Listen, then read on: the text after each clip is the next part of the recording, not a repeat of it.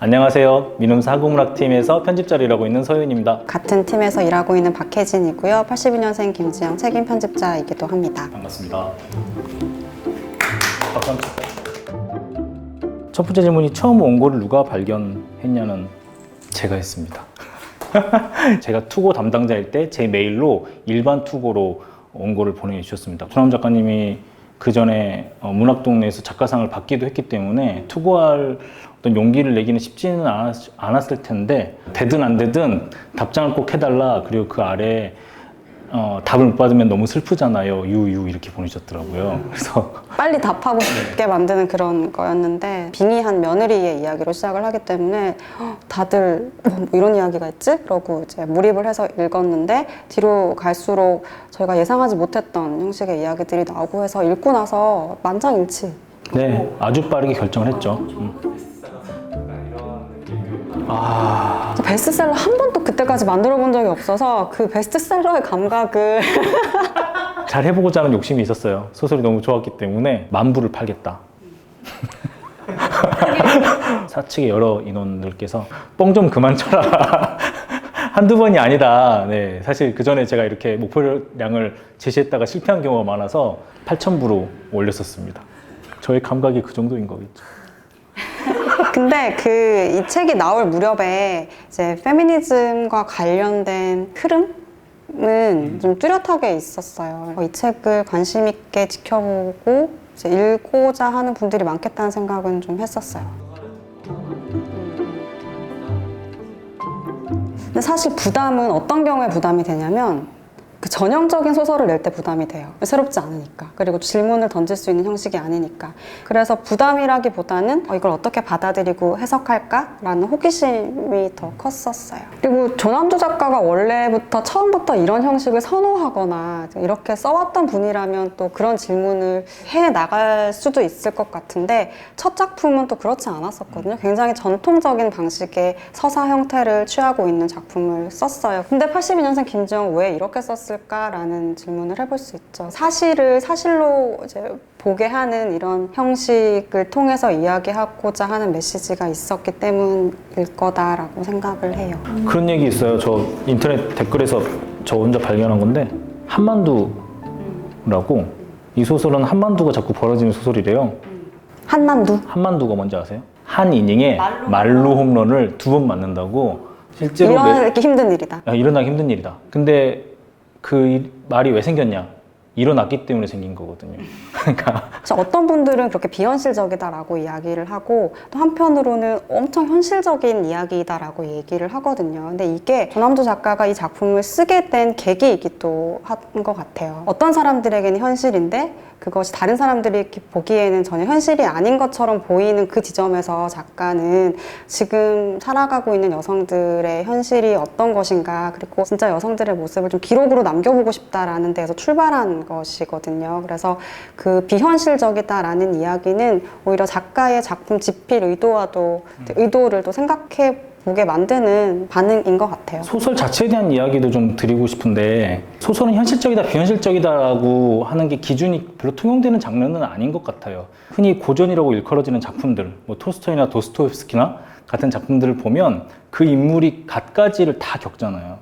근데 그것들을 보고 비현실적이다 어떻게 이런 일이 한 인물에게 다 일어나냐라고 말을 하진 않아요. 그래서 비현실적이야 현실적이야 라는 얘기가 소설을 평가하는 데 쓸만한 말인가에 대한 의심이 조금 있어요. 모두가 다 다른 현실을 살고 있죠. 비현실이라고 느끼는 이제 사람들도 있고 이게 현실이라고 느낀 사람도 있고 그걸 같이 말할 수 있게 만드는 작품이 약간 동시대적인 가치성이 좀 있는 작품인 것 같고 그런 측면 때문에 82년생 김지영이 계속해서 사람들에게 궁금증을 자아내고 읽게 만들고 또 읽고 나서 작품에 대해서 이야기하게 만드는 것 같아요. 네. 근데 원래 820401 김지영이었죠? 82년도 4월 1일에 태어나서 만우절. 네, 만우절에. 거짓말 같은데 현실인 김지영의 삶. 뭐 이런 제가 냈던 제목은 여자 사람 지영이었습니다. 네. 82년생 김지영은 박혜진 편집자의 의견에 채택된 제목인데요. 원고를 딱 읽고 났을 때 김지영이 되게 고유명사인데 사회적 한계를 내면화하고 있는 대명사가 될 수 있을 것 같다는 생각이 들더라고요. 그래서 80년대 여성들이 그럼 뭐가 좀 더 다르냐라는 질문도 이제 내포하고 있는 제목인데 태아간별을 해서 지워졌던 여아들이 가장 많은 시기였던 동시에 제도적으로는 성차별이 많이 완화가 되어서 변화한 시대를 살았던 그 세대들이기도 하거든요. 80년대생이. 그런데 여전히 우리의 그 무의식에서는 여전히 그런 차별이 존재하고 있는 그런 모순된 시기를 살고 있는 세대들이 또 80년대생이라고 볼 수 있을 것 같아요. 그래서 이 세대가 느끼고 있는 경력 단절뿐만 아니라 여러 가지 공포라든지 이런 것들을 좀 사회적인 화두로 제안할 수 있는 제목이라는 생각이 들었었어요.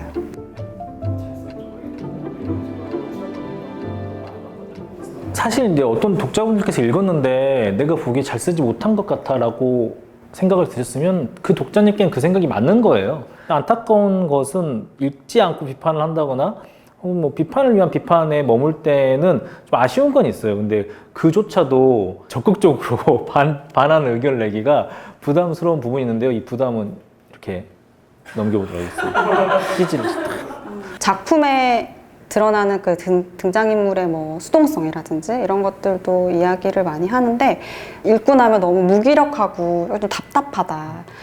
작가님도 사실 거기에 대해서 이렇게 얘기를 한 적이 있어요. 그러니까 방 안에 이렇게 두고 문 닫고 나온 것 같다. 저는 그걸 수동성으로만 보지는 않아요. 그러니까 주인공이 단계마다 사실 최선을 다해왔거든요. 최선을 다해서 살아왔는데 왜 이 지점에서 이 사람이 이렇게 무기력하고 수동적인 존재가 됐을까? 거기에서 우리는 더 질문을 찾아야 되는 부분이라고 생각해요. 그래서 캐릭터가 수동적이어서 이 작품이 가진 어떤 한계를 표출한다기보다는 그 수동성은 우리가 생각해 봐야 하는 수동성이고 그렇기 때문에 이걸 읽은 독자들은 굉장히 적극적이고 능동적으로 또 반응을 하는 거겠죠. 너무 부정적이어서 좀 별로다, 기분이 안 좋아진다 이런 반응이 많았는데 나의 삶을 부정하는 것처럼 되니까 직접 만난 반응들은 거의 다 긍정적이었다. 아니요. 아, 그런 거. 뭐 이렇게까지 뭐 경험은 하지 않았다라거나 그런 이야기를 하는 경우도 있기는 해요. 내가 이럴 수 있는 것 같아요. 기혼 여성들이 다 동일한 조건에서 동일한 심리 상태를 가지지 않잖아요. 그래서 어떤 분들은 충분히 그 안에서 다른 상황도 있을 수 있고 어떤 분들은 느끼고 있는 경험의 어떤 고통이라든지 어떤 힘든 부분들이 드러나지 않는 경우들도 있고 근데 이 작품은 존재하지만 드러나지 않는 어떤 부분들을 꺼내서 보여준 측면인 것 같아요.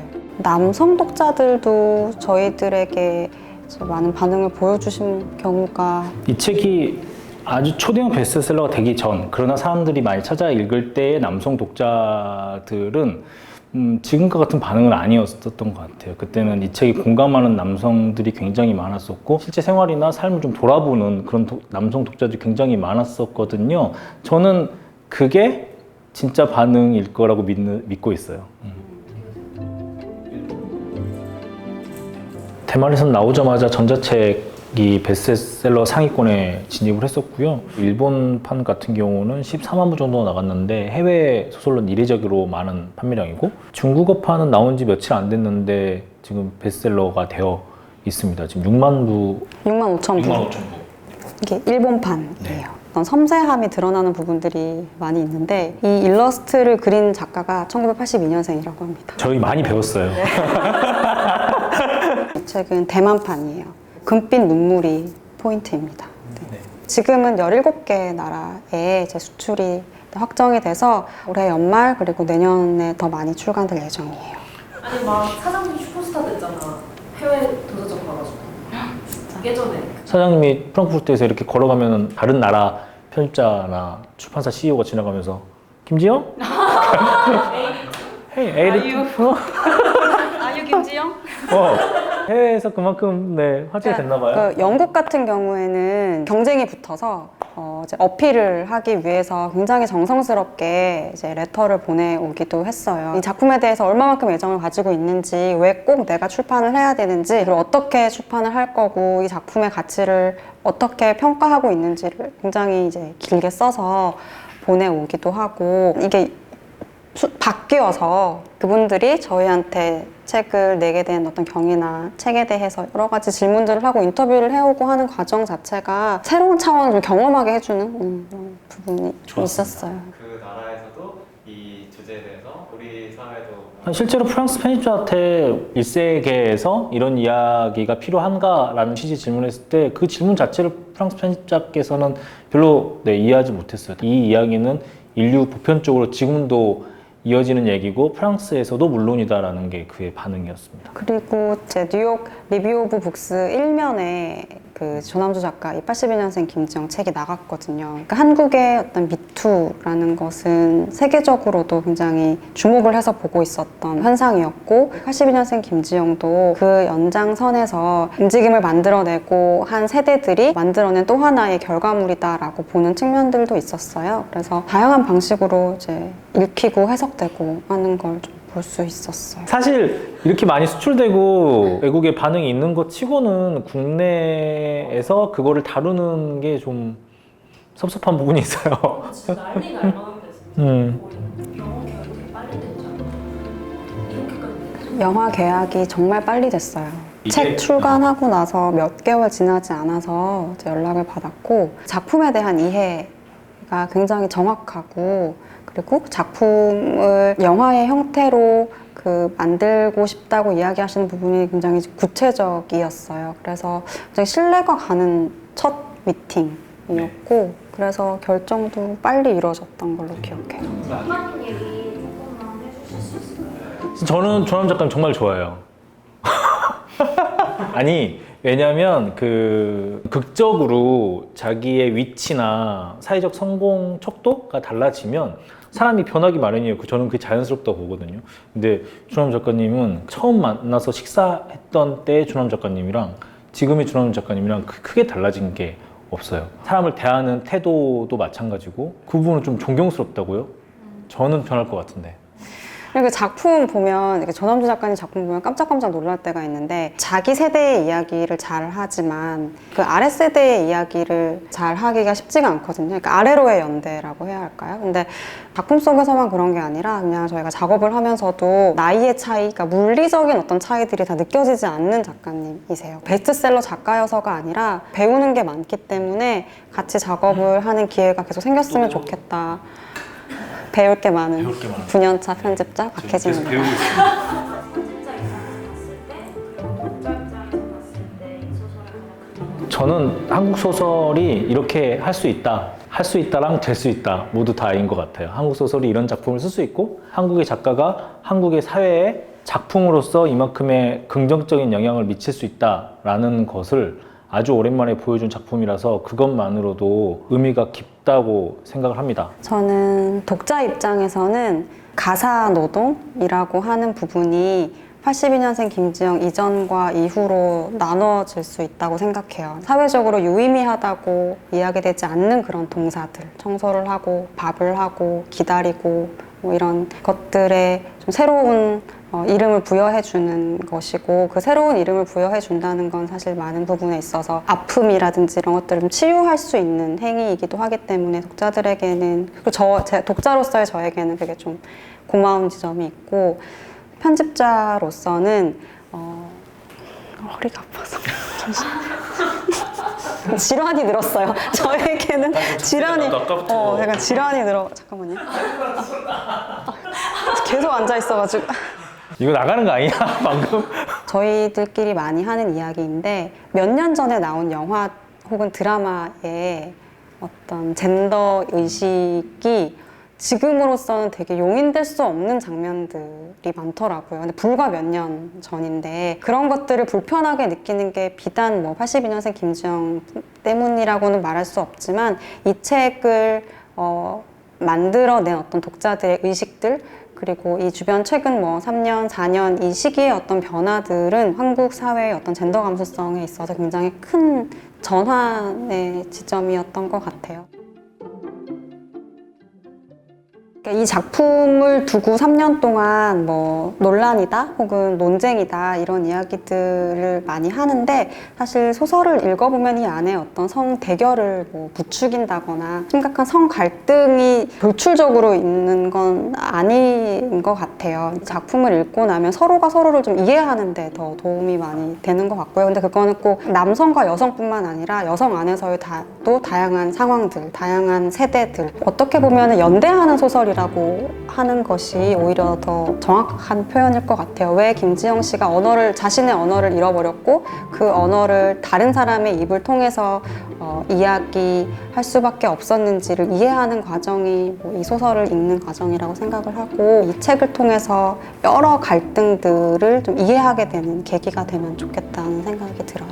네. 저희가 아주 오랜만에 그 5개 강구를 한 적이 있거든요. 책의 카피가 세상의 절반에 대한 이야기, 세상 전부를 위한 이야기였어요. 그래서 연대하는 마음으로 이 책을 읽으면 서로 간의 이해의 폭이 넓어지지 않을까 그런 생각이 들고요.